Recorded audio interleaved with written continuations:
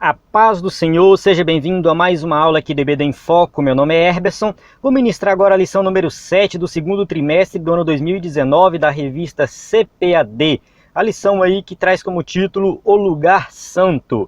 Nós estamos estudando sobre o tabernáculo, tivemos várias lições maravilhosas aí sobre o tabernáculo, já conhecemos aí vários elementos do tabernáculo e agora nós vamos entrar no tabernáculo propriamente dito, lá no lugar santo. Vamos estudar também um pouco do Santo dos Santos, mas isso é assunto da próxima aula, né, o Santo dos Santos. Primeiro nós vamos enfatizar o lugar santo e os elementos, as mobílias que tinham ali no significado disso para a nossa vida. Então aqui vai ser uma aula aqui que já tem sido maravilhosa para mim, que eu estudei, fiz o slide e um assunto que eu já ministrei outras vezes. É um assunto muito bom, muito prático e eu recomendo você assistir esse vídeo até o final. Se você é professor da EBD, né, você vai conseguir aí entender algumas coisas e levar para a sala de aula um conteúdo diferenciado. Se você não é professor da EBD, assista também até o final, que você vai aprender muito, né, e vai aí trazer transformação para a sua vida, porque esse é o propósito desse estudo. A gente sabe que tudo aponta para Cristo, nós temos que olhar para Cristo e viver, né, brilhando a luz de Cristo na nossa vida. Então é uma aula muito boa, né, estudar sobre o tabernáculo, sobre as mobílias do tabernáculo, é algo muito interessante, é algo muito bom mesmo, que todo crente tem que fazer. Então vamos aqui, antes de começar a aula, só falar para você baixar o aplicativo do EBD em Foco para celular Android. A gente não lançou ainda para iOS, vamos lançar, se Deus quiser, até o próximo próximo trimestre, a próxima revista, eu acredito que já vai ter o aplicativo para iOS. Mas se você pesquisar na Play Store do seu celular Android, você vai encontrar aí o aplicativo do EBD em Foco. Só um detalhe que muita gente não conseguiu às vezes cadastrar no aplicativo, é porque você tem que confirmar o seu e-mail. Ou seja, quando você cadastrar, você vai ter que imediatamente no seu e-mail pegar o código que foi enviado, voltar no aplicativo e clicar em confirmar e-mail. Ou seja, verificar e-mail, algo assim. E aí sim você vai conseguir cadastrar. Qual é a vantagem do aplicativo? A vantagem é que você assiste o vídeo offline, por exemplo. Você pode baixar o vídeo no Wi-Fi e depois assistir sem internet. Você tem um subsídio em PDF, você tem um subsídio em áudio, você tem slide, você tem um conteúdo muito completo no aplicativo do EBD em Foco. Então baixe o aplicativo e use. E eu estou planejando em julho lançar um treinamento para professores de EBD gratuito no aplicativo, ou seja, totalmente grátis, mas vai ser acessado pelo aplicativo. Então fique por dentro do conteúdo do EBD em Foco, que tem muita novidade, a gente vai melhorar muito ainda. Vamos lá. Começando aqui o textuário, diz assim: porque um tabernáculo estava preparado, o primeiro em que havia o candeeiro, a mesa e os pães da proposição, ao que se chama o santuário. Uma passagem do Novo Testamento, Hebreus 9:2, né, ou seja, ele está falando aqui, né, do tabernáculo e do que havia dentro do tabernáculo, que tinha dentro do tabernáculo. Então, eu recomendo você ler Hebreus 9. Eu fiz isso no estudo dessa aula, né, eu sentei e li Hebreus 9, porque o escritor aos Hebreus vai explicar de forma detalhada o significado do tabernáculo, né, o que Cristo fez, a obra de Cristo. Então, leia Hebreus 9. Né, antes de ministrar a sua aula, faça um estudo, que eu tenho certeza absoluta que você vai aprender muito desse tema. Verdade prática: através de sua morte expiatória, Jesus nos garantiu livre acesso ao Santíssimo Deus. Então aqui, vale ressaltar que o escritor da revista, ele fala um pouco do Santo dos Santos, mas é assunto da próxima aula. De certa forma, o lugar santo que a gente vai estudar agora, o povo não tinha acesso, somente os sacerdotes. E nós, né, através de Cristo, nós já temos acesso ao lugar santo e ao Santo dos Santos, né? Ou seja, a gente tem acesso à presença de Deus por completo. A leitura bíblica em classe é uma leitura meio quebrada, Êxodo aqui 25, 26, 30, né? Eu não gosto muito dessa leitura quebrada, porque perde um pouco o significado do texto. Eu recomendo você ler todos esses capítulos de forma integral, para que você possa compreender melhor, né, o significado de cada um desses elementos. Aqui tem detalhes de cada um, então eu recomendo você fazer essa leitura completa do capítulo, né? Eu sempre recomendo ler texto e contexto, que é a maneira correta de você interpretar um texto bíblico. Vale ressaltar aqui, antes de começar, que eu falei do aplicativo, né, mas tem o site também do EBD em Foco, ebdenfoco.com, que você acessa também esse conteúdo. Isso não tem celular Android e tal, onde que eu acesso? ebdenfoco.com. Não se esqueça de também curtir o vídeo, compartilhar com seus amigos, deixar seu comentário. A gente está sempre aí, né, respondendo as perguntas dos irmãos e pode entrar em contato sempre que precisar. Vamos lá, a introdução diz o seguinte: local de serviço e de comunhão com Deus. As peças do tabernáculo denotavam a sacralidade do lugar. Os dois véus realçavam a santidade que o local requeria. Então aqui a gente tem uma visão mais ou menos aí do tabernáculo. Tinha um véu na hora de entrar, né, fechava a entrada do lugar santo. Tinha um outro véu lá na frente, que fechava a visão do Santo dos Santos. Tinha as mobílias, tinha ali o candelabro, a mesa dos pães da proposição e o altar de incenso. Tudo isso era algo santo e voltado para a adoração divina. O lugar santo tem muito a nos dizer, né? E realmente estudar, a gente já estudou sobre o pátio, que tinha no pátio, o altar de holocausto, a pia de bronze, a gente já fez esse estudo. Agora a gente entra no tabernáculo propriamente dito, que é onde está ali alguns elementos, onde acontecia alguns rituais de purificação, né, de sacrifícios, enfim. O sacrifício em si, a gente vai falar, não acontecia no lugar santo, mas lá fora, mas o sangue era levado para o lugar santo para finalizar o ritual de perdão dos pecados, enfim, outros rituais que tinham também. Então, por isso, nós estudaremos a sua simbologia, pois essa tem muito a nos ensinar nesses dias difíceis e trabalhosos. Ou seja, a gente vai ver aqui que cada um desses elementos tem um significado, tem aplicações práticas na nossa vida. Tópico 1, o lugar santo, um local de serviço e comunhão com Deus. Vamos lá. Que lugar é esse? Que lugar é esse? O que é, né, o lugar santo? O texto de Êxodo 26:33 vai dizer a distinção dos dois compartimentos do tabernáculo. Fala assim: pendurarás o véu debaixo dos colchetes e porás a arca do testemunho ali dentro do véu. E este véu vos fará separação entre o santuário e o lugar santíssimo. Ou seja, o santuário é o lugar santo, onde está ali, é o primeiro lugar, o primeiro compartimento. E o lugar santíssimo é chamado de Santo dos Santos, que fica a Arca da Aliança. Só o sumo sacerdote entrava uma vez por ano. Então a gente tem essa divisão aí, né? Lugar santo, santuário, ou Santo dos Santos, lugar santíssimo. Então a gente vai estudar o lugar santíssimo, Santo dos Santos, na próxima aula. O primeiro, né, aparece como local de serviço, que somente os sacerdotes podiam entrar.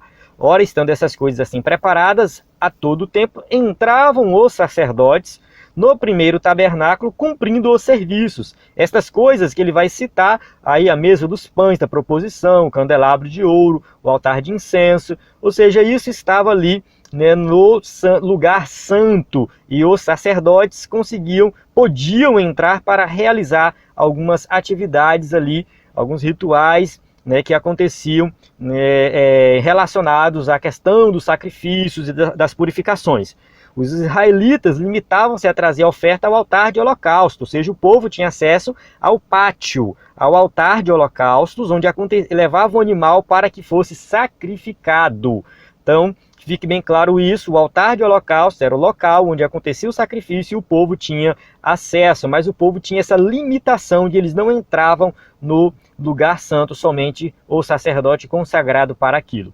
Um lugar de serviço e adoração. No tabernáculo tinha 2 véus, esses véus na verdade de entrada, né, tinha os véus de entrada aqui da primeira entrada, né, esse véu fazia a separação entre o povo e Deus. Então esse véu é o primeiro, eu creio que o escritor da revista faz referência somente a esse véu da entrada no lugar santo. Ele fala 2 porque era um para um lado e outro para o outro. Então isso era a porta de entrada. Pode ser que ele está falando do véu de entrada aqui do lugar santo e o outro véu do lugar santíssimo que tem lá na frente, mas esse é assunto para a próxima aula.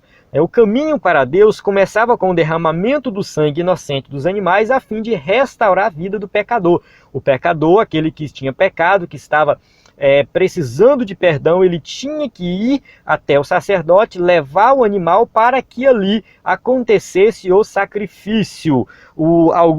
Eu vi algumas imagens, alguns textos por aí, falando que o próprio pecador fazia o sacrifício, mas eu não vejo base bíblica para isso. O que eu vejo é que todo animal era apresentado ao sacerdote e o sacerdote fazia o sacrifício. Essa era a ideia do sacerdote, essa era a função do sacerdote. Quando Deus instituiu o tabernáculo, instituiu os sacerdotes, Deus estava organizando o sistema de sacrifícios. Não era de qualquer forma, não era qualquer um que fazia, mas alguém que era específico para aquele trabalho, né? Então, após o sacrifício, o sangue ali do animal era levado para o lugar santo pelo sacerdote. Ele andava, ele pegava esse sangue e levava ao lugar santo. Eu vou mostrar os versículos bíblicos mais na frente para nós entendermos melhor. Então era um lugar de serviço, de adoração e de profunda reverência. Não era um lugar qualquer, não era bagunçado, não fazia qualquer coisa lá. A gente vê o episódio de Nadab e Abiú, que apresentaram incenso diante de Deus e foram consumidos porque pegaram fogo estranho, ou seja, não pegaram a brasa lá do altar. Então eles estavam fazendo de qualquer forma e morreram queimados, foram consumidos pelo fogo, porque fizeram de qualquer forma. Então Deus está mostrando ali, naquele episódio de Nadab e Abiú, que aqueles rituais, tudo que acontecia ali era santo, era sagrado e exigia uma atitude, né, de adoração e profunda reverência. Também não era lugar para ficar de braços cruzados sem fazer nada, sempre tinha uma atividade a ser realizada. Então o tabernáculo em si, tudo que acontecia ali era para quem realmente estava colocando a mão na massa. Assim deve ser a obra de Deus. Nós temos que fazer a obra de Deus, né, nos tempos atuais com esse espírito, né, de serviço, adoração e reverência. O apóstolo Paulo escreve aos Romanos ali, Romanos 12:1, rogo-vos, pois, irmãos, pela compaixão de Deus, que apresenteis os vossos corpos em sacrifício vivo, santo e agradável a Deus, que é o vosso culto racional. Então, às vezes, para fazer a obra de Deus, a gente, né, fica cansado, a gente abre mão de algumas atividades que a gente gosta de fazer, a gente faz alguns sacrifícios. O sacrifício, claro, foi feito por Cristo para perdão dos pecados, mas a obra de Deus exige também de nós sacrifícios, exige que nós tenhamos que abrir mão de algumas coisas, às vezes de um churrasco, às vezes de ir para um shopping, às vezes a gente cansa, às vezes é muita coisa que acontece nessa caminhada cristã. Exige de nós essa atitude também de serviço e sacrifício. Nós sempre falamos aqui no EBD em Foco, em aulas anteriores, né, que o reino de Deus é um chamado para trabalhar, para exercer uma atividade, exercer os nossos dons, sejam eles dons sobrenaturais, naturais, enfim, tudo tem que ser dedicado à obra de Deus. O propósito do lugar santo, vamos ver aqui qual é o propósito desse lugar. Para entender melhor o que acontece no lugar santo, vejamos as seguintes passagens. Aqui você vai observar, se você comparar o que está aqui no slide com o que está na revista, é um pouco diferente. Por que é um pouco diferente? Porque o escritor da revista, ele colocou que no lugar santo acontecia sacrifícios. No entanto, eu não encontrei passagens bíblicas que dá base para isso. Até onde eu saiba, onde a Bíblia fala, o sacrifício, o propriamente dito, onde o animal era degolado, acontecia lá fora, ao lado do altar de holocaustos. Não acontecia dentro do lugar santo. E eu vou mostrar as passagens bíblicas para que nós possamos compreender isso. Olha só o que diz em Levítico 4:4. E trará o novilho à porta da tenda da congregação perante o Senhor, e porá a sua mão sobre a cabeça do novilho, e degolará o novilho perante o Senhor. Então, quando alguém pecava, fazia isso. Eu coloquei aqui na imagem um cordeiro, mas enfim, dependendo do pecado, do que era o animal, era diferente do propósito, né? Então não precise ficar preocupado com a questão da imagem aí, mas enfim, levava o novilho lá, né, o animal lá, e tinha o animal era degolado, né? E aí o sacerdote, né, ungido, tomará do sangue do novilho e o trará à tenda da congregação. Levítico 4:5, ou seja, ele pega o sangue do animal que foi sacrificado lá fora e leva para a tenda da congregação, que é o lugar santo. Eu acho que você está me entendendo. Não tem sacrifício dentro do lugar santo. Tem o sacrifício lá fora e o sangue é levado para o lugar santo. E o sacerdote molhará o seu dedo no sangue, e daquele sangue aspergirá 7 vezes perante o Senhor diante do véu do santuário. também o sacerdote porá daquele sangue sobre as pontas do altar de incenso aromático perante o Senhor que está na tenda da congregação.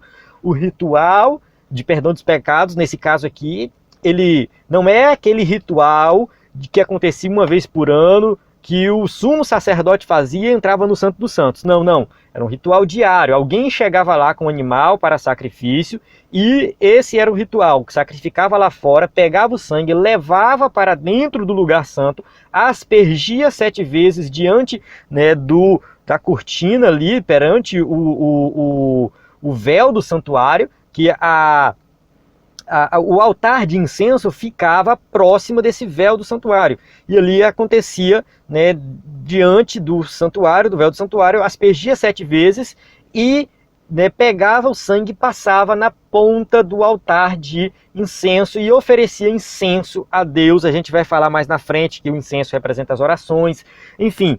Mas esse era o ritual, assim acontecia, né, o ritual de perdão dos pecados. Quando era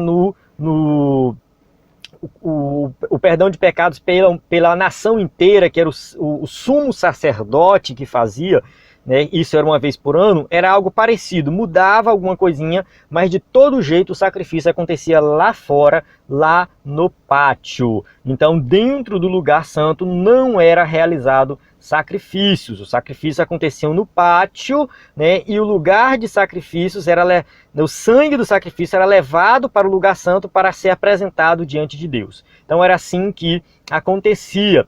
Mas diante do que está apresentado, diante do que a gente viu aqui, de toda forma, o lugar santo é algo que está ali, a santidade de Deus. É lugar santo, né? Ou seja, é um lugar onde representa a santidade de Deus. Era um local para restauração de vida, né, do pecador diante de Deus. Entretanto, como a gente está fazendo aplicações para os dias de hoje, né, a apresentação do sacrifício não era perfeita nem suficiente. Já estudamos em aulas anteriores sobre a questão do simbolismo do sacrifício, que aquilo ali apontava para um sacrifício maior, né? Porque o texto de Hebreus é bem claro, porque é impossível que o sangue dos touros e dos bodes tire os pecados, né? Hebreus 10:4 está escrito bem claro aí que, né, aquilo tudo não era definitivo, era algo provisório que apontava para um sacrifício maior, né, que hoje sabemos que foi Cristo quem apresentou um sacrifício perfeito e suficiente no lugar santo por meio de seu próprio sangue. Nem por sangue de bodes e bezerros, mas por seu próprio sangue entrou uma vez no santuário, havendo efetuado uma eterna redenção. Hebreus 9:12 deixa bem claro aí que Jesus entrou no santuário e apresentou o seu sangue, que foi derramado na cruz do Calvário. Esse sim é o sangue de uma redenção definitiva e perfeita, garantindo assim em seu nome a remissão de todos os nossos pecados. Como que nós somos perdoados? Por meio do sangue de Cristo. Como que os crentes do Antigo Testamento foram perdoados? Foram perdoados também por meio do sacrifício de Cristo. Todo o sacrifício que eles faziam apontava para o sacrifício de Cristo, e quando Cristo morreu na cruz, de fato concretizou todos aqueles rituais que eles fizeram. Então todo mundo é salvo por meio de Cristo. Isso é bíblico, não tem outro meio de salvação, não tem outro caminho de salvação, né? Se alguém já aconteceu em uma aula anterior de alguém questionar isso aqui que eu falo, né, que a salvação no Antigo Testamento era pela fé também, e eles foram perdoados pelo sangue de Cristo. Teve gente que questionou, mas eu não abro mão desse meu ponto de vista. É o ponto de vista bíblico, não é meu, né? Eu falo meu, que eu assumi, mas é um ponto de vista bíblico, que a salvação é pela fé, arrependimento, isso no nome de Jesus, pelo seu sangue derramado na cruz do Calvário. Então não tem outro caminho de salvação. O único caminho é Jesus Cristo. Se alguém quiser crer em um outro caminho, fique à vontade. Eu creio no caminho que é Jesus, porque ele falou, João 14,6, eu sou o caminho, a verdade e a vida. Então ele não falou eu sou um dos caminhos, eu conheço um caminho, não, eu sou o caminho. Então eu creio que todo mundo que é salvo por meio do sacrifício de Cristo, né? Inclusive os salvos do Antigo Testamento, porque tudo aquilo que eles faziam apontava para o sacrifício de Cristo. É isso que está escrito aos Hebreus, né? Então Hebreus 11 vai falar da salvação pela fé.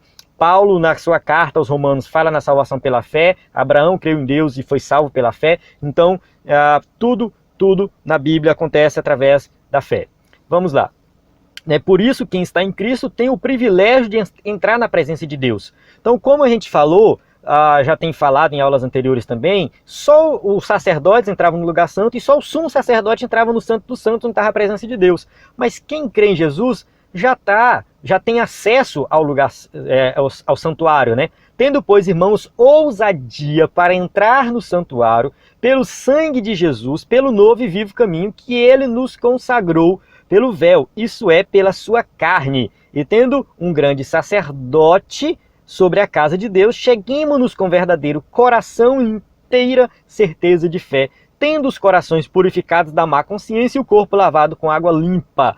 Hebreus 10, 19 a 22, ou seja, eu gosto muito dessa passagem que ele fala assim, tem ousadia para entrar no santuário. Nós não precisamos de outro intercessor, o nosso único intercessor é Cristo. Ele pagou o preço, ele nos deu acesso à presença de Deus. Então é isso que nós temos que fazer, entrar na presença de Deus, né, sem precisar passar por outro intercessor, porque somente Cristo é o nosso intercessor, o nosso sumo sacerdote. Então vamos avançar mais um pouco, né, as 3 peças que compunham o interior do lugar santo. Então a gente encerra o primeiro tópico, que fique bem claro aí, né, a questão do sacrifício de Cristo, né, e a gente vai entrar lá dentro agora do lugar santo e ver o que tinha lá dentro, quais são as aplicações práticas para nós, dos elementos, dos mobiliários, né, do lugar santo, quais são as mobílias e quais são as implicações para a nossa vida. Então esse lugar santo era o espaço de preparação dos sacerdotes para a entrada na segunda divisão do tabernáculo, o lugar santíssimo. Esse texto aqui ele ficou um pouco confuso, eu peguei diretamente da revista sem modificar, né, mas você fica à vontade, você que for usar o slide fica à vontade para modificar, porque é o seguinte, o lugar santo ele não era uma preparação para todos os sacerdotes entrar no lugar santíssimo, somente para o sumo sacerdote. Então ele tinha vários propósitos, o lugar santo tinha vários propósitos. Um deles, eu apresentei anteriormente, ali que é aquele ritual de purificação, de perdão de pecados, onde o sangue era levado para ser apresentado no altar de incenso. Então esse era um dos propósitos, era fazer o ritual de purificação de pecados ou de qualquer outro ritual de purificação, que aconteciam vários rituais. Então, nesse lugar santo tinham 3 peças que compunham o ambiente. O castiçal de ouro, ou candelabro de ouro, ou candeeiro de ouro, depende da tradução da Bíblia que você tem. A mesa dos pães da proposição, ou os pães da presença, também vai variar o nome aí. E o altar de ouro para os incensos, ou o altar de incenso. Então tinha esses 3 elementos, a gente vai estudar para que servia cada um e quais são as implicações deles para a nossa vida.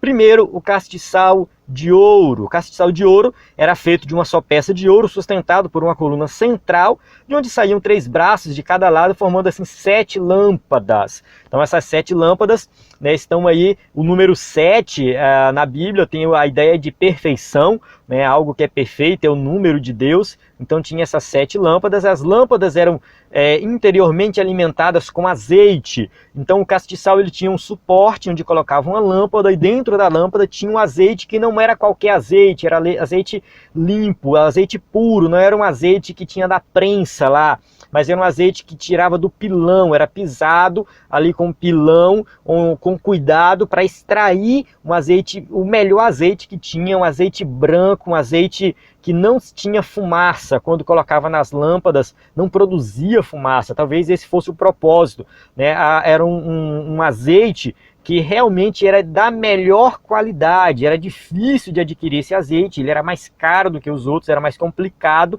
né, adquirir esse azeite, mas era o azeite usado que Deus exigia que usasse ali. Essas 7 lâmpadas produziam uma só luz, ou seja, não tinha janela no tabernáculo. Lugar santo, lugar santíssimo, não tinha janela. A única luz que tinha ali era a luz do candelabro de ouro. Então esse castiçal de ouro, ele iluminava aquela região, aquela área ali, né, do lugar santo, onde aconteciam os rituais. Apesar de ter 7 lâmpadas, era uma só luz brilhando ali. A gente sabe que nos evangelhos Jesus se apresenta como a luz do mundo, né? E ele disse aos seus discípulos, vós sois a luz do mundo. Então a questão da luz é muito importante. O que alguns teólogos vão afirmar aqui é o seguinte, é que o candelabro em si representa a igreja. o azeite, o Espírito Santo, e a luz, Cristo, que brilha na igreja. Mais ou menos essa é a visão da maioria dos intérpretes do significado do candelabro. Significado, porque é o seguinte, a igreja ela não tem luz própria. Nós não temos luz própria. Quando Jesus fala, vós sois a luz do mundo, que nós somos a igreja, e nós temos luz, nós brilhamos. Mas essa luz não é luz própria, é uma luz que é produzida pelo azeite do Espírito que está em nós. Ou seja, é a luz de Cristo em nós.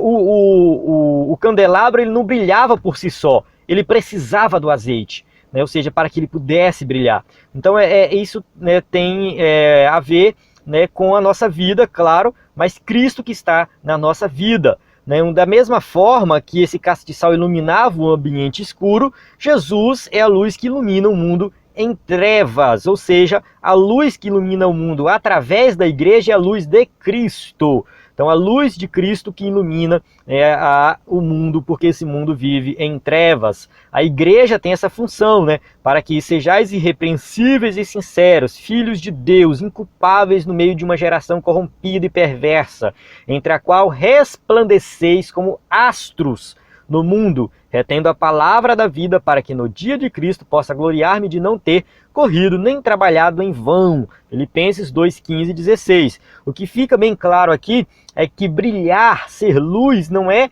brilhar literalmente. O cristão, o crente não brilha com uma luz, ele anda e o povo vê uma luz andando. Não, não. Nós vamos brilhar através do nosso comportamento, sendo irrepreensíveis, sinceros, inculpáveis. Ou seja, está todo mundo corrompido, vivendo no pecado, e nós cristãos estamos vivendo de uma forma diferenciada, recusando viver, né, nessa forma corrompida. E assim nós vamos brilhar. Isso é que significa brilhar no mundo, é viver de uma forma corrompida. Agora, se nós começarmos a repetir o que o mundo faz, será que a gente está brilhando? Será que a gente começar a andar no pecado, a tentar enrolar os outros, mentir, enganar, né, ser um mau funcionário, né, colocar um gato em casa de energia, onde os vizinhos tudo sabem que a gente tem um gato, enfim, colocar coisas do nosso dia a dia aqui. Será que nós começarmos a andar como o povo do mundo? Será que nós vamos brilhar como astros, como diz aqui o texto de Filipenses? Ou será que o mundo vai nos confundir, né, com as trevas? Porque o mundo está em trevas. Se a gente viver em trevas, não vai fazer diferença. Então por isso que nós temos que ser a luz do mundo, né? E como que a gente consegue isso? Com o verdadeiro azeite, que é a unção do Espírito Santo, né? Através do Espírito Santo na nossa vida. Assim somos chamados para Cristo, né, por Cristo, a iluminar o mundo, pregando o Evangelho com poder, autoridade e ousadia. Então nunca devemos esquecer dessa questão da missão de pregar o Evangelho, que isso faz a diferença na vida do crente também. Continuando, a mesa com os pães da proposição.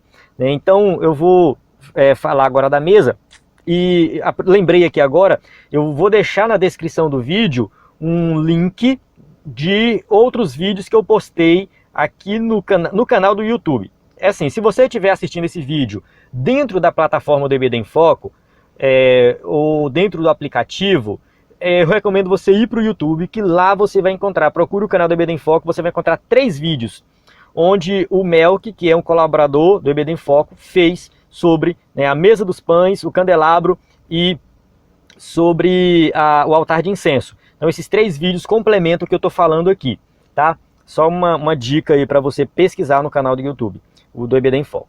Então vamos lá. A mesa era feita com madeira de acácia recoberta de ouro. Alguns teólogos já pegam isso aqui e veem que essa mesa aponta para Cristo, porque ela representa a natureza humana e divina de Cristo. A madeira, a humana, e o ouro, a natureza divina. Nela era colocado os pães da proposição, ou os pães da presença. Também tomarás da flor de farinha, e dela cozerás 12 pães, cada pão será de 2 dúzias de um efa, e os porá em 2 fileiras, 6 em cada fileira, para que a mesa sobre a mesa pura perante o Senhor. Levítico 24, 5 e 6. Então a mesa era uma mesa pequena, cerca de 75 centímetros de altura, 1 metro de comprimento, acho que 60 centímetros de largura. Não era uma mesa muito grande, tinha umas argolas para ficar fácil de carregar quando eles fossem levar o tabernáculo de um lugar para outro, né? E ficavam os pães, 12 pães, segundo alguns teólogos, representando as tribos de Israel. Cada pão representa a tribo de Israel, né? E representa aí A gente vai falar do simbolismo dela mais na frente, mas logo adiantando, né, a provisão de Deus para o seu povo. Ou seja, Israel era o povo de Deus no Antigo Testamento, a igreja hoje é o povo de Deus, ou seja, os pães representam a provisão para o povo de Deus. O texto do versículo 5, que a gente leu agora há pouco, né, ele não diz que o pão era sem fermento. O texto não vai dizer que esse pão era feito sem fermento. No entanto, quando a gente olha o texto de Levítico 2:11, fala assim, nenhuma oferta de alimento que oferecemos ao Senhor se fará com fermento. Né, se oferecerdes ao Senhor se fará com fermento, porque de nenhum fermento, nem de mel algum, oferecereis oferta queimada ao Senhor. Então, por que a gente pensa que os pães da proposição não tinham fermento? Porque o fermento, em algumas passagens bíblicas, representa o pecado. Né? Então, Jesus fala, acautelai-vos do fermento dos fariseus, ou seja, do falso ensino do fariseu. Representa o falso ensino, representa coisa ruim. Então, o fermento, quando Deus fala para fazer os pães ázimos, que era o da Páscoa, né, a festa dos pães ázimos, ou seja, pão sem fermento, né, Deus está tirando aí o fermento que ele representa realmente, né, falsos ensinos, representa o pecado, representa, né, algo que não é bom. Então, alguns teólogos interpretam, entendem, eu penso também da mesma forma, que os pães da proposição eram pães sem fermento, era um pão bem simples, basicamente com água, trigo e talvez sal, enfim, era um pão que não era fermentado. Deviam esses ser comidos pelos sacerdotes, né, a fim de que ministrantes, né, de que os ministrantes estivessem nutridos para exercer o ofício da presença de Deus. Na verdade, esse pão, os pães da proposição, a cada 7 dias eles eram trocados. Então tirava o pão no sábado, eles comiam aquele pão no sábado e colocavam um pão novo. E no próximo sábado comiam de novo e colocavam um pão novo. E isso, né, foi acontecendo o tempo todo. Tem a passagem lá de Davi com seus homens que estavam com fome e a única coisa que tinha era os pães da proposição. Né? Então eles comeram os pães da proposição. Foram esses pães que Davi e seus homens comeram, né? E sendo que eles não podiam comer, mesmo assim eles comeram. Enfim, eu não vou entrar em detalhes sobre essa passagem, mas Jesus usa essa passagem, ele cita essa história também. Mas é porque ele tinha esse propósito sagrado, tinha o propósito sagrado, né? Só para a gente fechar aqui, tinha um propósito sagrado. Mas se alguém está com fome, por que não comer? Então a gente às vezes tem a tendência a falar, não, isso aqui é sagrado, isso aqui não pode, né? E a igreja é um lugar santo, mas aí tipo, em algumas situações, às vezes a igreja pode ser cedida para abrigar pessoas desabrigadas, para ajudar em algumas situações, enfim. Então a gente tem que ver que as coisas, elas têm a santidade, tem, mas a prioridade é a vida, né? É a salvação, é isso que é prioridade. Só abrindo assim um parêntese aqui rapidinho, né, já que eu toquei no assunto de Davi e seus homens, né, então acontece muito disso. Eu já vi casos onde aconteceu desastres perto de uma igreja, a igreja praticamente fechou, né, e se tornou o quartel-general do Corpo de Bombeiros para que ajudasse as pessoas que estavam passando por aquela situação difícil. Então a igreja abriu as portas, né, tipo assim, deixou de ter o culto, né, tirou os bancos, mas para ajudar naquela situação difícil que aquelas pessoas estavam passando, um desastre que aconteceu, enfim, já vi histórias assim. Então tem gente que fala, não, porque a igreja é um lugar santo e tal, mas está lá vidas precisando. Então Deus, ele não vai ficar com raiva disso, né? Então, na verdade, essa é a prioridade. Foi o caso ali de Davi e seus homens. Mas continuando aqui, o que a gente entende desse pão é que Jesus é o pão da vida, né? E todos os obreiros devem alimentar-se de Cristo, né? E só assim poderão ministrar com graça e autoridade diante da igreja de Deus. Essa questão de apresentar os pães da proposição como apontando para Cristo não é aceito por todos os intérpretes. Porque quando Jesus fala que ele é o pão da vida, em João capítulo 6, 7, ali que ele dá o seu ensinamento sobre o pão da vida, Jesus está ensinando, fazendo uma referência ao maná, não aos pães da proposição. Por isso que alguns teólogos não concordam com esse pensamento, que os pães da proposição apontam para Jesus, que é o pão da vida. Alguns teólogos não vão concordar com isso, né, que os pães da proposição apontam para Cristo. Eles vão olhar o seguinte, que os pães da proposição representava ali o suprimento de Deus para seu povo, não somente de pão, mas de tudo que a gente precisa e do alimento espiritual que a gente precisa, o pão espiritual. Quando Jesus fala o pão nosso de cada dia nos dai hoje, Jesus está falando também não só do pão físico, do alimento físico, mas também do pão espiritual. Então isso é questão de interpretação, mas pelo fato de que no contexto quando Jesus se apresenta como pão da vida, ele fala do maná. Mas não precisamos nos preocupar muito com isso. Fica a dica para você dar uma pesquisada mais a fundo sobre o assunto. Mas o pão, ele tem a ver com suprimento, né? Ele tem a ver com nos fortalecer, nos dar força, e realmente, nós como sacerdotes, de acordo com 1 Pedro 2,9, né, mas sois geração eleita, sacerdócio real, nação santa, povo adquirido, para que anuncieis as virtudes daquele que vos chamou das trevas para sua maravilhosa luz. Então nós como sacerdotes, nós temos que nos nutrir do pão da vida. Jesus fala, eu sou o pão da vida, aquele que vem a mim não terá fome, e quem crê em mim nunca terá sede, João 6,35, ou seja, nós temos que nos alimentar do pão de Deus para nos fortalecer para fazer a obra de Deus. E por último aqui o altar de incenso, né, que a gente vai estudar. O altar de incenso, ele também é chamado de altar de ouro, o altar de cheiro suave, ficava no lugar santo, próximo da cortina do lugar santíssimo. Esse incenso era feito com ervas aromáticas e produzia um perfume especial. Esse tinha que ser um perfume, algo produzido específico, não era qualquer incenso, era algo específico para esse ritual aqui. Tomará também um incensário cheio de brasas de fogo do altar e diante do Senhor e dos seus punhos cheios de incenso aromático moído e o levará para dentro do véu. Então esse aqui é uma referência, já o Levítico 16 é uma referência ao Santo dos Santos, mas não fica bem claro que essas ervas não eram qualquer erva, não era qualquer incenso, mas era algo específico para essa obra, para essa atitude aqui, esse ritual. Esse altar também ficava diante do véu, como eu já falei, né?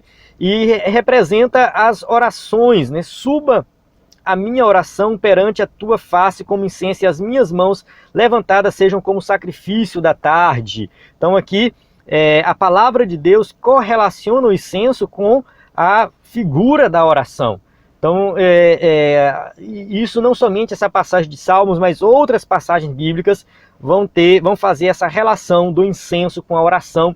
Isso mostra, né, que todo o ritual ali tinha apresentação de incenso diante de Deus. Isso mostra a relevância da oração na vida do crente. Tudo que a gente faz tem que ser apresentado diante de Deus. Nós temos que ter uma vida de oração, de comunhão com Deus. Então a oração, ela era levada a sério pelo israelita. O incenso, tudo aquilo que representava a oração, ela era levado a sério, era santo diante de Deus. Da mesma forma, nós temos que ter uma vida de oração, uma vida consagrada de oração diante de Deus. Não tratar a nossa vida de oração de qualquer forma, mas levar a sério uma vida de oração diante de Deus, apresentar tudo diante de Deus em oração.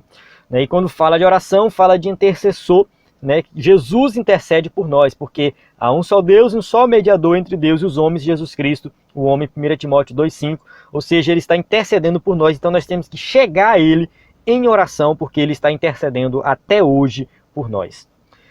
Amém? Chegamos agora no terceiro tópico, o véu que demarca o lugar santo e o lugar santíssimo.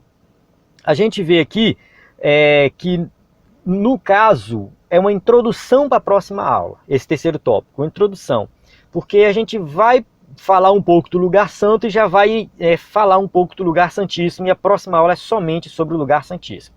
Então o primeiro véu, né, ele vai falar o seguinte: primeiro, né, depois que a pessoa passa pelo altar de holocaustos, pelo lavatório da pia, né, havia no tabernáculo um véu que dava acesso ao lugar santo.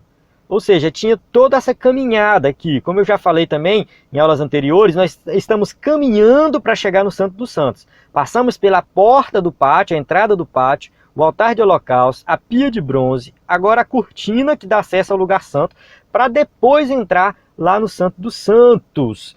Então esse véu ficava, né, na entrada do tabernáculo, era de linho torcido e bordado. Então esse véu, esse primeiro véu, tinha como objetivo marcar, dividir, né, o lugar santo do pátio. Então aqui, né, tinha essa divisão do lugar santo do pátio, né? E aqui começava a ficar claro, né, os espaços permeados de sacralidade no tabernáculo, ou seja, era um lugar santo onde somente os sacerdotes entravam, né? Então fica bem claro isso. O segundo véu que ele vai falar aqui é o véu que ficava entre o lugar santo e o lugar santíssimo, ou o santo dos santos, ou seja, é um outro véu que fazia essa divisão aí. Então nesse lugar santíssimo tinha apenas a Arca da Aliança, não tinha mais nada lá, né, desse lugar santíssimo. E no santuário somente o sumo sacerdote podia entrar e apresentar o povo de Israel, ou seja, somente o sumo sacerdote entrava no Santo dos Santos para apresentar ali diante do povo que havia ali um propósito remidor nesse lugar sagrado. Os dois véus são uma imagem para nós. E antigamente, né, ou seja, no Antigo Testamento, havia uma gradação e divisão do propósito sacro do tabernáculo. Eu acrescentei algumas coisas aqui em relação ao que está na revista, porque é o seguinte: o estrangeiro ficava fora do pátio, ele não tinha acesso ao pátio, ficava fora. O israelita entrava no pátio. O sacerdote entrava no lugar santo. E o sumo sacerdote, somente ele entrava no Santo dos Santos. Ou seja, o Santo dos Santos era algo que somente o sumo sacerdote podia entrar, né? Ou seja, era um local, né, sagrado, que ele entrava uma vez por ano. Uma vez por ano ele entrava ali no Santo dos Santos. Então tinha essa divisão. Aí não era todo mundo que chegava lá na presença de Deus. Mas em Cristo, nosso sumo sacerdote, por intermédio de seu próprio sangue, e acesso à presença santa de Deus, ou seja, está aberto aí. Então o texto de Hebreus aqui, eu peço desculpas, esse texto aqui, eu atualizei ele no slide, porque ele é o que está citado na revista, mas não seria esse aqui. Seria aquele mesmo texto anteriormente, eu repeti aquele texto, falando que nós temos que entrar com ousadia, né, na presença de Deus, no Santo dos Santos, lá no santuário. Mas esse texto, ele vai deixar bem claro aqui também a questão de que Cristo é diferente, um sacerdote diferente. Ele fala assim: mas vindo Cristo, sumo sacerdote dos bens futuros, por um maior e mais perfeito tabernáculo, não feito por mãos, isto é, desta criação, nem por sangue de bodes e bezerros, mas pelo seu próprio sangue, entrou uma vez no santuário, havendo efetuado uma eterna redenção. Ou seja, Cristo entrou no santuário, efetuou essa eterna redenção, e aí quando o escritor aos Hebreus chega no capítulo 10, ele chega no ápice onde ele fala: agora nós vamos entrar com ousadia no Santo dos Santos, porque Cristo abriu esse caminho. A gente sabe que o véu do templo se rasgou lá no episódio da morte de Cristo, representando justamente isso, essa abertura, esse véu se rasga, e agora o lugar santíssimo, o Santo dos Santos, é acessível a todos. Aquilo que eu mostrei, onde o estrangeiro ficava fora do pátio, o israelita dentro do pátio, o sacerdote no lugar santo e o sumo sacerdote no Santo do Santo, aquilo acabou. Aquilo foi antiga aliança. Aquela antiga aliança já passou. Agora nós temos acesso ao Santo dos Santos por meio do sacrifício de Cristo. E a igreja tem liberdade de exercer o seu sacerdócio na presença de Deus. O que vimos e ouvimos, isso vos anunciamos, para que também tenhais comunhão conosco, e a nossa comunhão é com o Pai e com o seu Filho Jesus Cristo. 1 João 3. Mas se andarmos na luz, como ele na luz está, temos comunhão uns com os outros, e o sangue de Jesus Cristo, seu Filho, nos purifica de todo o pecado. Então, tem a ver com comunhão, né? Ou seja, quando a gente fala de mesa dos pães da proposição, por exemplo, a gente citou, mesa tem a ver com comunhão, está em comunhão uns com os outros, comunhão com Deus, comunhão com o Pai, com o Filho, com o Espírito Santo. Então estar na presença de Deus é ter comunhão, não é só ter comunhão com Deus. Tem gente que fala: não, eu oro todo dia, eu leio a Bíblia, eu estou na presença de Deus, mas não fala com o irmão, não fala com o vizinho, trata os outros mal. Que comunhão é essa? A comunhão tem que ser com todos. Se andarmos na luz, como Ele na luz está, temos comunhão uns com os outros. Então isso aqui é uma aplicação bem prática para nós. Se nós queremos estar na presença de Deus, chegar no santíssimo lugar, no Santo dos Santos, nós temos que ter comunhão, com Deus e com o próximo, com os outros, e com o próximo, e crer que o sangue de Jesus nos purifica de todo o pecado. Ou seja, por meio do sangue nós somos salvos, por meio dele nós somos salvos, pelo seu sacrifício na cruz do Calvário. Amém? Chegamos na conclusão: acheguemo-nos com ousadia e confiança diante de Deus, através do sangue de Jesus, Fomos salvos, justificados, adotados como filhos de Deus e santificados. É a obra completa da salvação na nossa vida por meio de sangue de Cristo. As cortinas que nos separavam do Pai Celeste foram removidas pelo Cordeiro através de sua morte no Calvário, portanto não deixe de usufruir desse glorioso privilégio. Então tem gente que acha que é difícil chegar na presença de Deus, que é complicado chegar na presença de Deus. Olhe para Cristo, creia no seu sacrifício. Somente por meio de Cristo você chega na presença de Deus. Não é nada difícil, não é nada complicado. Exige fé, exige arrependimento, exige mudança de vida, mas é isso que Ele faz conosco. Ele nos transforma numa nova criatura. Então por meio do seu sangue nós somos salvos, somos libertos do pecado, né, e somos santificados, está bem claro aqui, somos santificados, vivemos uma vida de santidade por meio do Espírito Santo que habita em nós. Amém? Chego no final da aula, agradeço você se tiver assistido até aqui, espero que tenha contribuído para o seu conhecimento, para que você possa ministrar uma aula de excelência na EBD. Qualquer dúvida é só entrar em contato, estamos aqui à sua disposição para ajudar no que for necessário. O EBD em Foco tem aí todo um conteúdo para você usufruir, slides em PowerPoint, tem subsídio em PDF, aula em áudio, todo um conteúdo para você que é professor da EBD, ministrar uma aula de excelência. Qualquer dúvida é só entrar em contato, estamos aqui à sua disposição.